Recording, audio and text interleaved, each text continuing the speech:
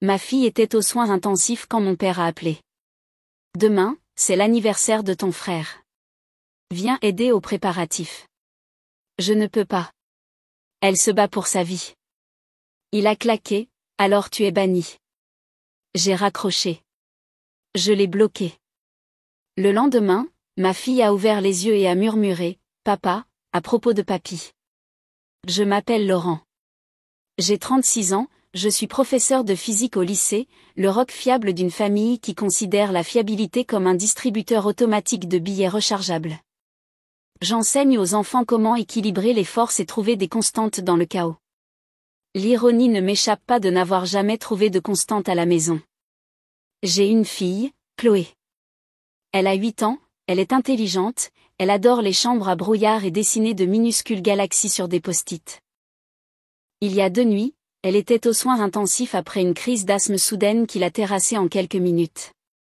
Les machines cliquetaient et sifflaient. Des barrières en plastique, une pulsation rouge luisante à son doigt. J'étais debout à côté de son lit, murmurant, inspire, lentement, expire, quand mon téléphone s'est allumé avec « Papa ». Je suis sorti dans le couloir. Des lumières dures, un distributeur automatique bourdonnant comme s'il s'ennuyait de la douleur de tous. Demain, c'est l'anniversaire de ton frère. Viens aider aux préparatifs, a dit papa. Pas de « bonjour », pas de « comment va Chloé ?» Je ne peux pas. Elle se bat pour sa vie. Il a exhalé ce soupir agacé que je connaissais depuis l'enfance. Alors tu es banni. Le silence. Le genre qui change de forme. J'ai attendu une blague. Il n'en avait pas, banni de quoi? J'ai demandé parce que je paie mes factures et les leurs. De cette famille, a-t-il claqué. Tu penses que tu es meilleur que nous parce que tu enseignes la physique et que tu comptes les centimes. Ton frère a besoin de toi. Nous avons tous besoin de toi. Si tu ne te montres pas, ne t'attends pas à ce que nous le fassions non plus. J'ai regardé à travers la vitre le petit corps de Chloé sous une grande couverture. Je suis là, ai-je dit, et j'ai raccroché. Je l'ai bloqué. Puis j'ai posé le téléphone face vers le bas comme s'il m'avait brûlé. De retour dans la chambre, le moniteur battait le rythme du travail lent de ses poumons. Je me suis assis, j'ai compté ses respirations, j'ai compté les miennes, j'ai compté toutes les fois où j'avais dit oui à des gens qui ne m'avaient jamais regardé quand j'étais celui qui se noyait. À l'aube, Chloé s'est agitée. Ses cils ont papillonné. Elle a tourné la tête comme si elle pesait une tonne et a murmuré d'une voix sèche et éteinte, « Papa, à propos de papy. » Je me suis penchée, qu'est-ce qu'il y a avec lui? Sa lèvre a tremblé. Je t'ai entendu. Ne sois pas fâché contre moi comme ça. La journée avait une forme, une boîte avec des bords que je pouvais enfin voir. J'ai grandi dans une maison où l'argent était soit un secret, soit une arme. Maman suivait chaque coupon comme si c'était un trésor. Papa faisait le contraire. Il claquait des billets sur la table pour le spectacle, puis me demandait de couvrir la facture d'électricité, juste pour ce mois-ci. J'ai commencé à donner des cours particuliers en 3e, j'ai économisé pour ma première calculatrice graphique, j'ai réparé notre machine à laver en panne avec YouTube et un multimètre emprunté. Mon petit frère, Antoine, a appris un ensemble de lois différents. Les choses tombaient vers le haut pour lui.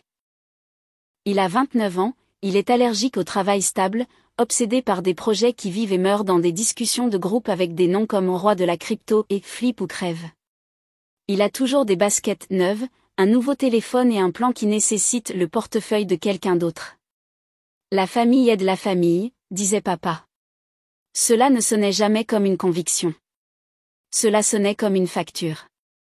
À 22 ans, je couvrais les amendes de stationnement d'Antoine. À 24 ans, la couronne dentaire de maman. À 26 ans, l'assurance auto que papa avait oublié de payer. Quand Chloé est née, je me suis promis d'arrêter. Puis la facture du pédiatre est arrivée la même semaine où Antoine a emprunté ma carte de rechange pour acheter de l'essence et la vider lors d'un festival le week-end. Laurent, ne sois pas dramatique, a envoyé maman par SMS. Il te remboursera. Il l'a fait une fois, 17 € en pièces de 1 euro. Quand j'ai accepté le poste de professeur de physique au lycée des Crêtes, papa a dit, joli argent de professeur. Il voulait dire pratique. Il voulait dire prévisible. Il voulait dire, nous pouvons planifier autour de toi. La discussion de groupe familial est un musée de la façon dont cela s'est déroulé. Des captures d'écran de mes fiches de paie. Des photos des réparations que j'ai faites dans leur cuisine. Les listes de souhaits d'Antoine affichées comme des politiques publiques. Tu peux nous avancer le loyer? Besoin de 600 pour les pneus. Dangereux sinon. Frère, tu es bon en budget. Aide-moi à ne pas me noyer. Aide-moi à ne pas me noyer, a toujours signifié, jette-toi à l'eau avec moi.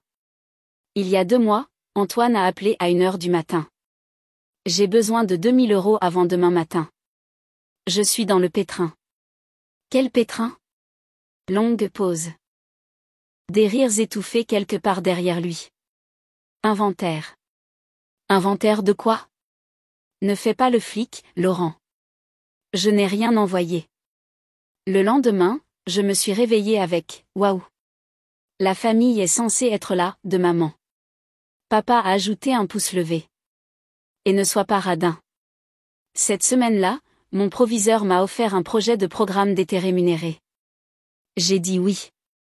J'ai dit oui parce que le revenu supplémentaire boucherait les trous qu'Antoine avait percés dans mon budget. J'ai dit oui parce que je voulais acheter à Chloé un nouveau nébuliseur pour la maison afin que nous n'ayons plus jamais à dévaler les escaliers avec une serviette sur la tête. J'ai dit oui et j'ai envoyé à maman une capture d'écran de mon plan. Plus de prêts. S'il te plaît, arrête de demander. Elle a répondu, alors tu penses que tu es meilleur que nous maintenant? Puis est venue l'invitation au mariage que je ne pouvais pas me permettre d'assister. Un ami d'Antoine, 150 € l'assiette. La table familiale doit cotiser pour le bar ouvert. La discussion de groupe s'est enflammée pendant que je corrigeais des copies. Antoine, Laurent peut couvrir la caution du bar. Il me doit. Moi pourquoi faire? Antoine, pour être né le premier. Papa, ça suffit. Laurent, fais-le. Moi, non. Silence. Puis un flot d'émojis de lever les yeux au ciel de maman. Le week-end précédant l'attaque de Chloé, j'étais chez mes parents pour réparer un disjoncteur qui clignotait parce que papa préférait faire semblant d'être impuissant que d'appeler un électricien. Antoine tourbillonnait comme une mouche à fruits. Tu sais que la fête, c'est la semaine prochaine, dit-il. Je veux des feux de Bengale et un projecteur pour le jardin. On diffusera de vieilles vidéos. Je n'achète pas ça, dis-je sans lever les yeux. Qui a dit acheter? Frère. Il a souri, tapotant mon épaule. Mets-le sur ta carte. Je te rembourserai. Je suis solvable. Tu es bon pour dire ça. Il a soufflé par le nez. Tu rends toujours les choses difficiles. Papa est entré avec sa voix fatiguée et théâtrale. Ne commencez pas. Laurent, ta mère dit que nous avons besoin d'accompagnement et d'un gâteau. Antoine a assez de soucis avec son travail? J'ai demandé. Les yeux de papa sont devenus vides. Sa vie. Ce fut la dernière conversation normale que j'ai eue avec eux avant l'hôpital. Et même cela était un étirement à qualifier de normal. L'attaque de Chloé a frappé comme une voiture. 1 minute, elle coloriait un diagramme d'un aimant. La minute suivante, elle ne pouvait plus respirer correctement. Nous avons roulé jusqu'aux urgences, les feux de détresse allumés. Je lui ai parlé du calcul de la respiration. Comptez jusqu'à 4 pour inspirer, 6 pour expirer. Elle a hoché la tête comme un soldat. Quand ils l'ont emmenée aux soins intensifs, ma chemise était humide de sueur et de peur. À minuit, alors qu'une infirmière accrochait une nouvelle poche, mon téléphone a vibré. Antoine, demain, c'est mon jour de préparation. Tu prends le gâteau? J'ai tapé, nous sommes aux soins intensifs. Puis j'ai rangé le téléphone. Il a envoyé un GIF de confetti. À 1h du matin, papa a écrit, nous aurons besoin de ta glacière. Et des tables pliantes. À 2h du matin, maman a ajouté, essaie d'être de bonne humeur quand tu viendras. N'apporte pas cette énergie morose. J'ai posé le téléphone face vers le bas. Je n'ai pas répondu. Cela n'avait pas d'importance. Il continuerait à demander jusqu'à ce que je dise oui. L'appel de 6h42 du matin était la version finale de cette pression de papa. C'est sorti comme une menace parce que c'en était une. Alors tu es banni. Son outil préféré, la chose à laquelle il ne s'attendait pas. Je pouvais aussi utiliser des outils. En milieu de matinée, l'oxygène de Chloé s'est stabilisé dans un rythme lent. Le médecin a parlé de stéroïdes et d'observation. J'ai hoché la tête et pris des notes parce que c'est ce que je fais. Je collecte des faits. Je transforme les problèmes en formes résolubles. Mon problème n'était pas la facture. J'avais une assurance, un deuxième emploi et un dossier d'argent d'urgence. Je l'avais protégé de ma famille comme un enfant. Mon problème était une habitude de 20 ans d'être l'adulte dans un système qui punissait l'âge adulte.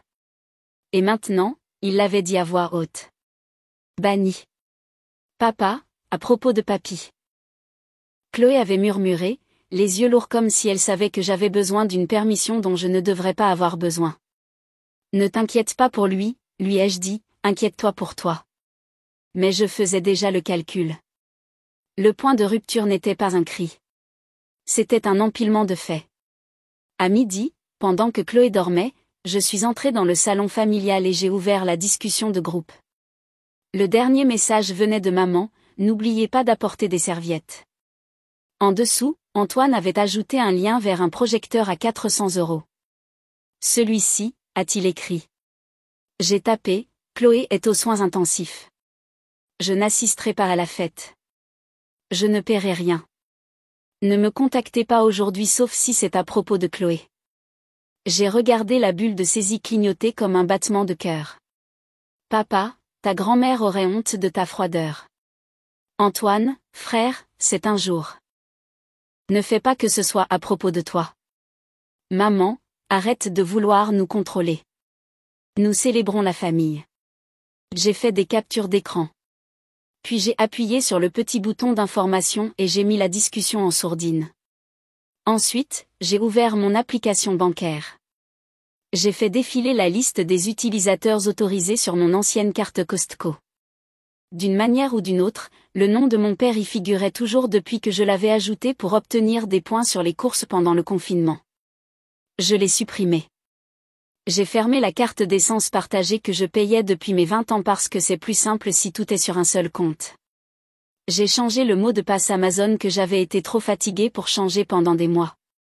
Puis j'ai appelé la ligne juridique de mon syndicat. Bonjour, j'ai besoin de conseils sur les limites avec ma famille et le harcèlement, ai-je dit, la voix calme, le cœur battant.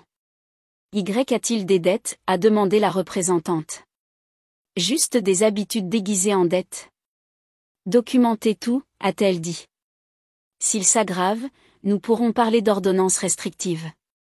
Commencez par des limites écrites claires. J'ai écrit 3 phrases et les leur ai envoyées individuellement.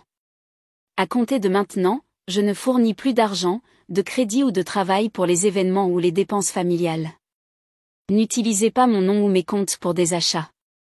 Contactez-moi uniquement concernant de véritables urgences concernant la santé et la sécurité. Antoine a répondu le premier, lol, ok, l'homme de loi. Puis un autre, alors, tu ne prends vraiment pas le gâteau? J'ai mis mon téléphone dans ma poche et j'ai pris la main de Chloé. La machine tic-tac. La pièce était petite et gérable. Pour la première fois depuis longtemps, ma vie semblait pareille. À 15 heures, papa s'est présenté à l'hôpital. Il n'a pas envoyé de SMS d'abord. Il n'a pas apporté de fleurs ni de livres pour Chloé. Il a apporté sa voix. Il s'est tenu au pied du lit, a regardé mon enfant endormi, puis moi. Grandi. Je me suis levée. Baisse la voix. Il a pointé ma poitrine. Tu as mis ta mère dans l'embarras dans le chat. Tu penses que tu es une sorte de héros parce que tu paies quelques factures? Tu penses que ça te donne du pouvoir? Pas de pouvoir, des limites. Il a ricané. C'est la même chose quand tu les utilises pour blesser les gens. L'infirmière a jeté un coup d'œil. J'ai levé la main. Nous allons bien. Nous n'allions pas bien. Je suis sortie dans le couloir. Papa a suivi. Voici ce qui va se passer, a-t-il dit. Tu vas débloquer cette carte. Tu vas apporter ces tables. Tu vas te montrer pour ton frère. Non. Sa mâchoire a tressailli. Alors tu es banni. Tu l'as déjà dit, lui ai-je dit, et j'ai accepté. Il a cligné des yeux comme si j'avais parlé une langue qu'il ne connaissait pas. Puis il a essayé une nouvelle. Et quand nous serons vieux, Laurent? Et quand nous aurons besoin d'aide? Tu nous laisseras pourrir. J'ai senti un calme s'installer. Le genre qui n'apparaît que lorsque vous arrêtez enfin de marchander avec des gens qui ne négocient jamais de bonne foi. Je vous aiderai en matière de santé et de sécurité, ai-je dit. Pas de fête, pas de dette, pas de projet, pas de mensonge. Sa voix s'est élevée. Tu penses que tu es meilleur que nous. J'ai imaginé la petite main de Chloé sur la mienne. Je pense que je suis meilleure que la version de moi qui continuait à dire oui et appelait ça de l'amour. Il a fait un pas de plus, les yeux brillants de colère. Tu es ingrat. Pars, ai-je dit. Tu fais peur à mon enfant. Il a regardé par-delà moi vers le lit, pendant une seconde, j'ai cru qu'il allait s'adoucir. Il ne l'a pas fait. Il s'est retourné et est parti en marmonnant, ne reviens pas en rampant. Je n'y suis pas revenu. Je suis retourné au bip, à l'odeur de plastique, au travail important de compter les respirations. À 17h, les moniteurs ont affiché une douce colline verte. Le médecin a souri. Elle est tirée d'affaire. Les paupières de Chloé ont papillonné.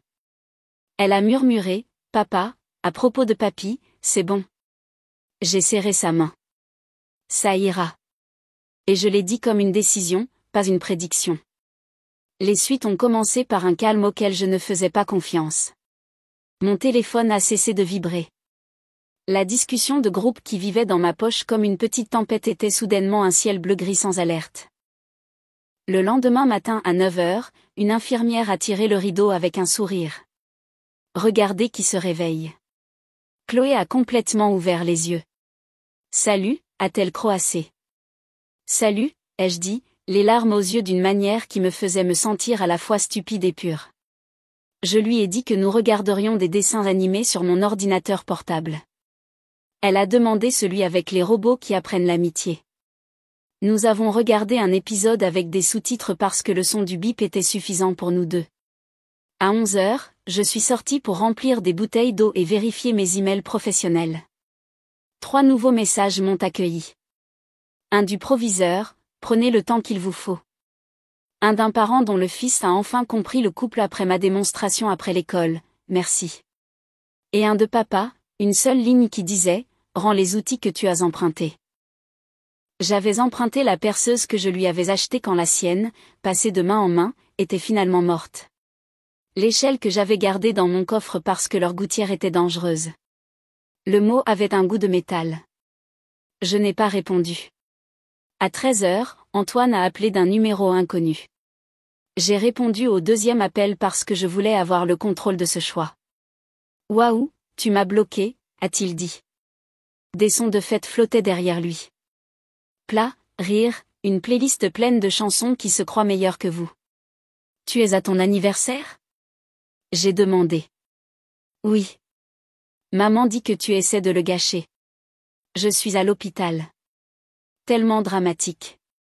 Il a soupiré. Écoute, le lieu du projecteur n'acceptera pas la carte de papa. Mets-le juste sur la tienne. Je te ferai un virement. Non, une pause. Tu vas vraiment me faire ça? Je vais vraiment faire ça pour moi, ai-je dit. Et pour Chloé? Il a essayé un autre angle. Grand-mère voudrait que nous soyons ensemble. Grand-mère voudrait que tu grandisses. Il m'a insulté, puis a raccroché. 2 heures plus tard, un cousin dont je n'avais pas eu de nouvelles depuis un an a envoyé un SMS. Qu'est-ce que tu as fait? Ton père fait les 100 pas, j'ai tapé rien et j'ai rangé mon téléphone. Le soir, la fête s'est affichée en ligne sans moi. Des photos sont apparues sur mon fil parce que les gens oublient où sont les limites. Antoine avec un cierge magique que quelqu'un avait évidemment acheté avec une carte de crédit. Maman avec une couronne. Papa faisant semblant de couper un gâteau avec un couteau à pain comme s'il était mignon de n'avoir jamais le bon outil pour autre chose que la critique. Le lendemain, les véritables répercussions ont commencé. Mon père a envoyé un message à la discussion de groupe familial, Laurent a volé ses parents. Nous lui avons fait confiance avec les comptes et il nous a bloqués. Maman a ajouté, il a abandonné sa famille quand nous avions le plus besoin de lui. Antoine a empilé des captures d'écran de demi-vérité, une demande Venmo d'il y a des mois étiquetée « Essence ». Une photo floue de ma carte Costco à côté d'un ticket de caisse comme s'il avait trouvé la preuve d'un crime. Puis les tantes et oncles sont arrivés comme ils le font toujours, en retard et bruyants. Un professeur ne devrait pas agir comme ça. Votre père vous a élevé. La famille est la famille. Je n'ai pas répondu dans le chat. J'ai écrit des réponses individuelles, Chloé était aux soins intensifs. J'ai mis des limites. Si vous me contactez pour autre chose, je vous mettrai en sourdine. La moitié d'entre eux ont arrêté. 2 n'ont pas arrêté. Je les ai bloqués. Antoine a intensifié. Il a opté pour le mouvement prévisible. L'argent. Une charge d'ordage de 900 € a frappé ma carte d'essence fermée. Puis 3 inscriptions à des abonnements sur le compte Amazon que je venais de bloquer. Comme si le fait de le souhaiter ouvert l'ouvrirait. Puis mon téléphone a sonné. Ligne de fraude bancaire. Activité suspecte, a demandé la représentante. Oui, ai-je dit, et ma voix n'a pas tremblé. La famille utilise mal une vieille carte liée. Nous avons examiné les charges. J'ai dit la vérité sans l'ancienne honte. Annulé. Réédité. Fermé. Supprimer tous les utilisateurs. Une pause. La représentante a pris une inspiration comme si elle reconnaissait le schéma. Je m'occupe de vous, a-t-elle dit. Autre chose que nous puissions sécuriser aujourd'hui? Ma paix, j'ai presque dit. Au lieu de cela, c'est tout. Merci. Ce soir-là, maman a appelé depuis son numéro même si je l'avais bloqué. Elle a utilisé le téléphone de papa. Tu nous as humiliés, a-t-elle commencé. Ne me parle pas comme à une étrangère, ai-je dit. Ou fais-le, ça pourrait t'aider. Elle a continué comme une tempête, ignorant une limite de vitesse. Le compte d'Antoine a été rejeté parce que tu as supprimé le virement automatique. Sais-tu ce que ça nous fait passer? Tu as promis. Je n'ai rien promis, ai-je dit. J'ai demandé du respect. Tu es égoïste. Je suis un père, ai-je dit. Et un professeur. J'ai fini d'être un portefeuille. Elle a fait un bruit blessé. Tu as appris ce ton froid dans tes manuels. Je l'ai appris en me faisant dire, alors tu es banni dans un couloir d'hôpital, ai-je dit. Bonne nuit. J'ai raccroché. J'ai bloqué le numéro. J'ai posé mon téléphone face vers le bas et je me suis assis avec les petits bruits. Le sommeil lent de Chloé, le ronronnement de la ventilation, ma propre respiration. Le lendemain matin, un petit changement, un SMS de ma tante Élise, l'honnête qui m'avait glissé 20 € dans une carte de Noël et avait écrit « Ne le dis pas à ton père. Achète quelque chose juste pour toi. Je suis fière de toi », a-t-elle écrit. Ils sont en colère parce que l'histoire a changé. J'ai fixé ces mots longtemps. L'histoire a changé. Pas moi. L'histoire. À midi, le médecin a signé la sortie. Une bénévole a conduit Chloé dehors comme si elle était une reine. La lumière du soleil a frappé son visage et elle a plissé les yeux, puis a souri. Maison. Maison, ai-je dit. Nous avons roulé lentement. Elle fredonnait. J'ai fait une blague sur les photons qui n'a pas fait mouche. Elle a levé les yeux au ciel et j'ai presque pleuré de l'ordinaire de la chose. À la maison, j'ai fait de la soupe. J'ai posé le nébuliseur sur la table de la cuisine comme un trophée. Chloé a dessiné une bande dessinée d'elle-même combattant un monstre d'asthme de dessin animé avec un laser étiqueté « Blague de papa ». Vers 19 h, mon téléphone a de nouveau vibré. Un nouveau numéro. Laurent, c'est le pasteur Jean. Le message a commencé. Tes parents m'ont demandé de te parler. J'ai fixé l'écran. Puis je l'ai appelé. Pasteur, j'apprécie votre inquiétude, ai-je dit. Chloé était aux soins intensifs. Ils ont fait des demandes. J'ai mis des limites. Il a raclé sa gorge. Je suis désolée d'apprendre pour Chloé. Je ne savais pas. Ton père a dit. Je sais ce que mon père a dit. Une pause. Voudriez-vous que je lui dise que je vous ai parlé? Oui, ai-je dit. Dites-lui que vous m'avez parlé et que vous m'avez entendu dire que je les aime. Je ne suis pas leur banque. Il a expiré. Je lui transmettrai. Après que nous ayons raccroché, j'ai reçu un autre SMS. Cette fois d'Antoine lui-même. Pas de numéro inconnu, juste le sien. Mec, tu as impliqué le pasteur Jean? C'est un coup de balance? Non, ai-je tapé. Papa l'a fait. Quoi qu'il en soit. Nous avons besoin de loyer ce mois-ci. Maman panique. Sois un homme. J'ai répondu, être un homme, ce n'est pas payé pour des garçons. Puis je l'ai mis en sourdine pendant 1 an. Au cours de la semaine suivante, le bruit a diminué. Pas disparu, juste plus lointain. Comme un voisin qui apprend de nouvelles heures. J'ai enseigné à mes classes le concept de quantité de mouvement et j'ai beaucoup utilisé le mot dans ma tête. La quantité de mouvement. La mienne était vers l'avant. J'ai rejoint une ligue de basket-ball en ramassage le samedi au centre de loisirs parce que mon corps avait besoin de se souvenir qu'il était plus qu'un porteur pour les urgences des autres. J'ai cuisiné avec Chloé. Nous avons fait des crêpes en forme de galaxie et les avons mangées sur le porche en chaussettes.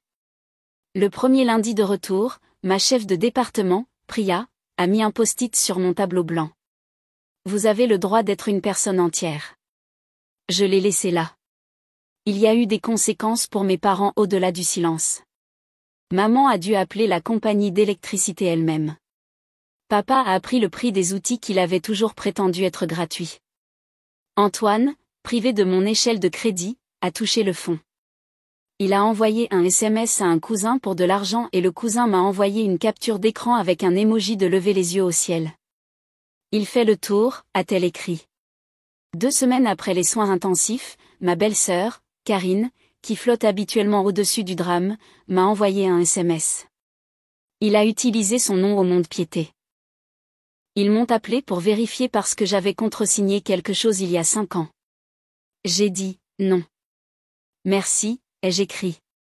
Il panique, a-t-elle répondu. Maman lui a dit de s'excuser. Il a dit qu'il le ferait si tu paies le loyer d'abord. Bien sûr qu'il l'a fait. Ce soir-là, je me suis assis par terre avec Chloé, construisant une tour de spaghettis et de guimauve pour son club scientifique. Elle a dit, on est fâché contre papy pour toujours? J'ai pensé au temps comme un vecteur. J'ai pensé à la force sans accélération.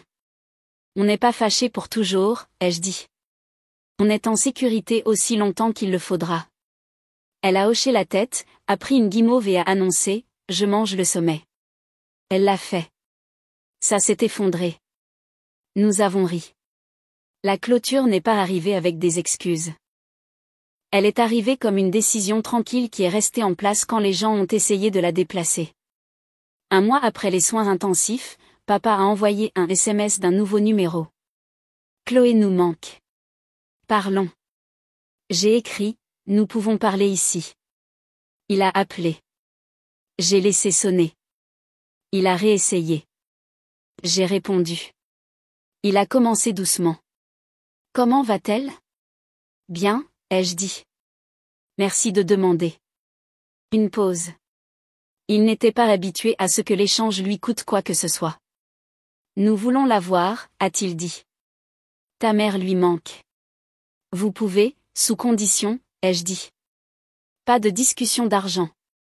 Pas d'insultes, pas de visite surprise. Si vous enfreignez les règles, les visites s'arrêtent. Silence. C'est extrême, a-t-il dit finalement. C'est sain, ai-je dit. C'est nouveau pour nous. C'est pourquoi cela semble extrême. Il a essayé un dernier angle. La famille n'a pas besoin de règles.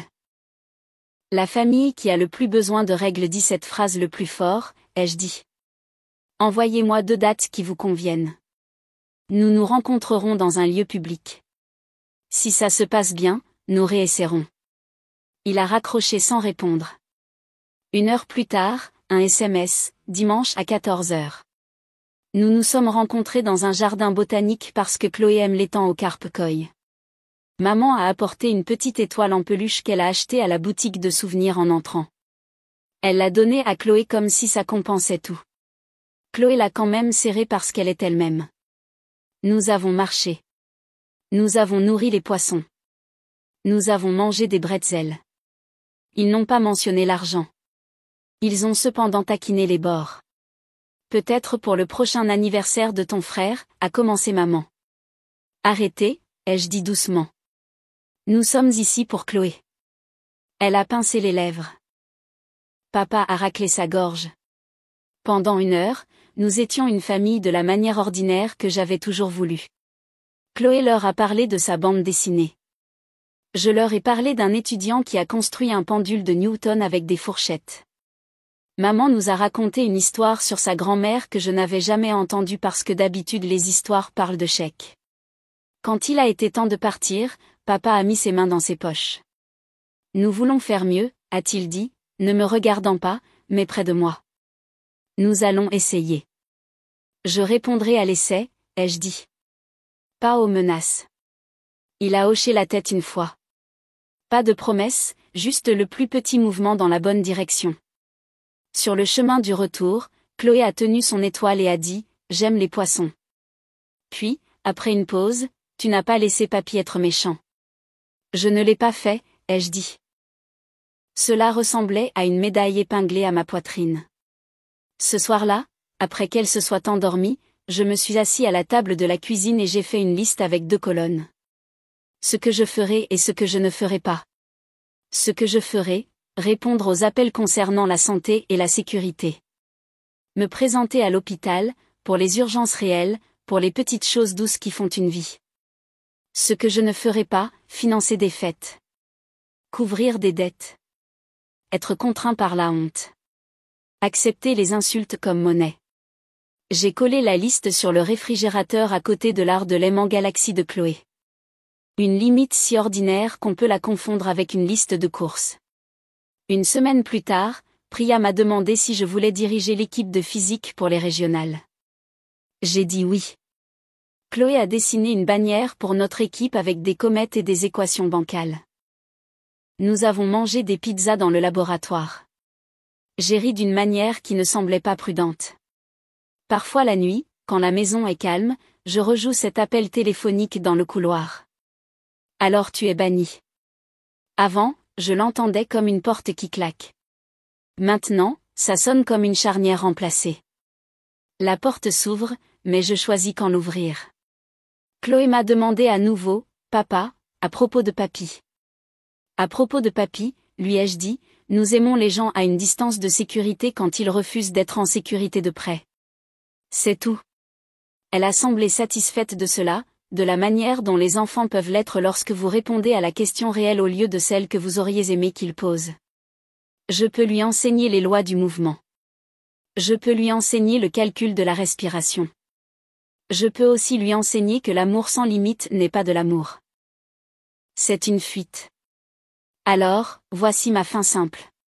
Celle que j'aurais aimé apprendre plus tôt. Je ne suis pas une banque. Je ne suis pas un tampon. Je ne suis pas le fils aîné dont le but est de soutenir une maison qui refuse de réparer ses poutres. Je suis un père, un professeur et un homme qui a appris à dire non sans s'excuser. Et cette fois, quand je l'ai dit, je l'ai pensé.